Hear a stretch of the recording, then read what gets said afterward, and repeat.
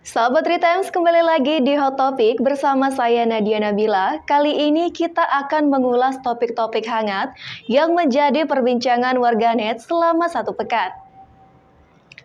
Berita pertama kita dihadirkan dengan gegernya kasus balita positif narkoba di Kalimantan Timur. Diduga bayi tersebut positif narkoba usai minum dari gelas tetangga. Kasus ini diketahui usai anak itu menunjukkan gejala hiperaktif. Ibu bayi lantas melakukan pemeriksaan di rumah sakit dan saat ini anak tersebut sudah dipulangkan usai dilakukan perawatan. Kita beralih ke berita topik selanjutnya. Berita kali ini datang dari Menko Polhukam Mahfud MD yang meminta Yusuf Hamka untuk menagih utangnya langsung ke Kementerian Keuangan. Mahfud MD mengaku telah diutus Jokowi untuk menangani masalah itu dan siap membantu Yusuf bila dibutuhkan. Masalah utang ini sebelumnya telah dilaporkan keseluruhan kepada Jokowi.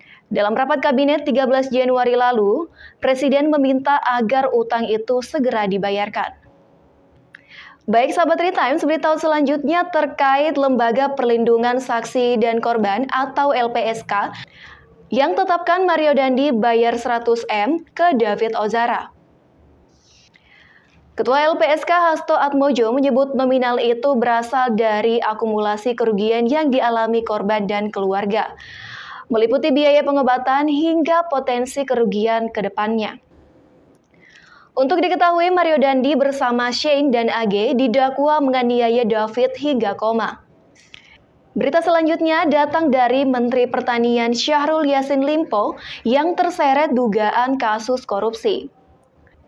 SYL diusulkan jadi tersangka oleh KPK bersama Sekjen Kementan Kasdi Subagiono dan Direktur Alat Mesin Muhammad Hatta. Mereka diduga melakukan penyalahgunaan surat pertanggungjawaban atau SPJ keuangan negara dan gratifikasi periode 2019 hingga 2023. Berita selanjutnya ada Mahkamah Konstitusi yang menolak gugatan terhadap sistem pemilu. Hal tersebut membuat pemilu 2024 mendatang tetap menggunakan sistem proporsional terbuka. Menurut MK, pokok pembahasan mengenai sistem pemilu tidak beralasan menurut hukum.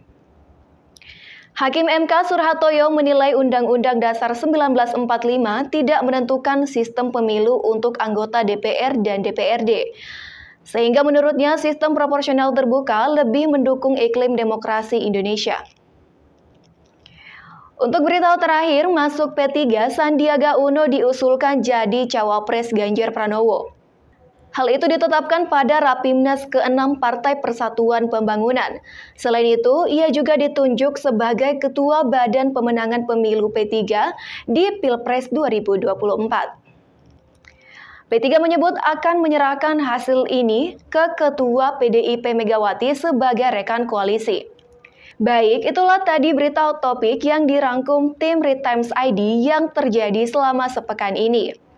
Terima kasih telah membaca berita di Retimes ID. Saya Nadia Nabila pamit undur diri dan sampai jumpa.